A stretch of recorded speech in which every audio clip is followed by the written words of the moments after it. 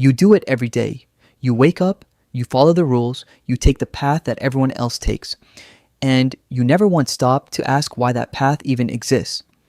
Is it because you thought about it, weighed the options, made a conscious choice, or is it because someone told you to and you just never questioned it? Here's the uncomfortable truth. Most of what you believe, most of what you do, most of the invisible lines you refuse to cross were drawn by people who aren't even in the room anymore.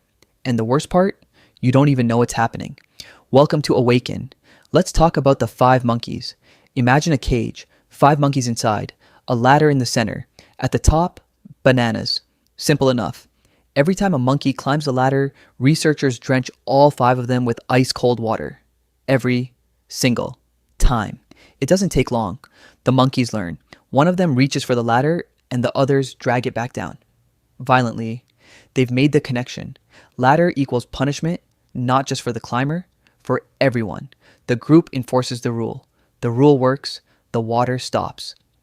Now, here's where it gets interesting. The researchers swap one monkey out. A fresh one goes in. It sees the bananas. It has no idea about the water. It does what any sane creature would do. It goes for the ladder, and the other 4 monkeys attack it. Why? They've never explained the rule.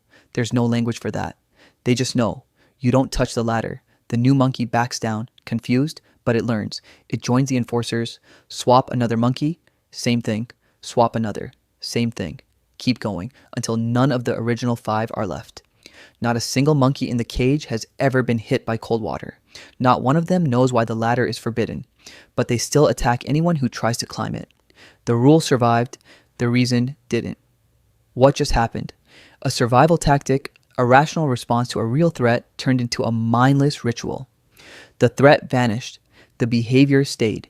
And it was passed down not through logic, not through language, but through force and social pressure. Psychologists call this social proof, the deeply wired human tendency to look at what others are doing and assume it must be correct. Why is everyone else doing this? Because everyone else is doing it. That's circular. That's irrational. And yet, that's how entire cultures are built. There's another term for this, cultural transmission, the process by which behaviors, beliefs, and norms pass from one generation to the next, not because they're still useful, but because they've become part of the social contract. You don't inherit the experience, you inherit the rule. You don't feel the cold water, you feel the disapproval of everyone around you when you dare to touch the ladder. And here's the deep cut. The disapproval feels just as real, just as physical, because social rejection to the human brain registers almost identically to physical pain. So we don't question, we conform, we enforce, and eventually we forget there was ever a reason to begin with. Look around you. The cage is everywhere. It's the corporate culture that demands you stay late. Not because the work requires it, but because leaving on time makes you look like you don't care. Someone, somewhere, decided that hours equaled commitment. The original reason might have made sense in a different era, a different economy, a different world. But the rules survived. The reason didn't. It's the social norms you absorbed before you were old enough to evaluate them.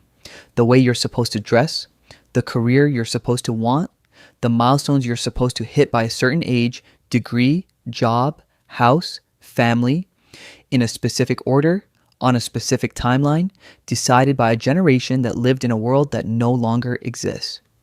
Who designed that ladder, and why are you still not allowed to touch it? It's in your family too. The things you don't talk about, the decisions you don't question, the roles you play, not because they fit, but because the cage was already built before you arrived. And it's personal, deeper than you think. There are beliefs you hold about yourself, about what you're capable of, what you deserve, what kind of person you are now that were handed to you by people who may not have had your best interests in mind. Teachers, parents, peers who were themselves just new monkeys in an old cage. You internalized the rules, you became the enforcer of your own limitations. What if the cold water stopped years ago? What if you're still not climbing a ladder that no one would actually stop you from climbing? This isn't abstract philosophy. This is the mechanism behind why revolutions are hard.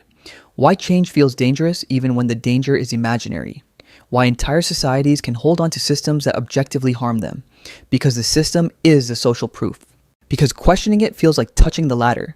The genius and the horror of the five monkeys parable is that you don't need a conspiracy.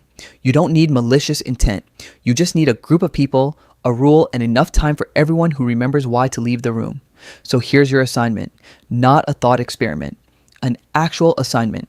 Pick one rule you follow, one habit, one belief, one invisible line you never cross, and ask why.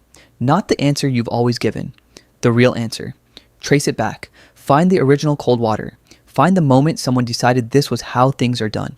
And then ask, does that still apply to you? Or are you just a new monkey in an old cage? Most people go through life hitting the rules just because everyone else does. Here at Awaken, we're interested in why the rules exist in the first place. Drop your answer in the comments. What's your ladder? What rule have you always followed and never questioned? If that question makes you uncomfortable, good. That's exactly where this channel lives. If you want to keep pulling at these threads, Awaken is where we do that. Subscribe. We're just getting started.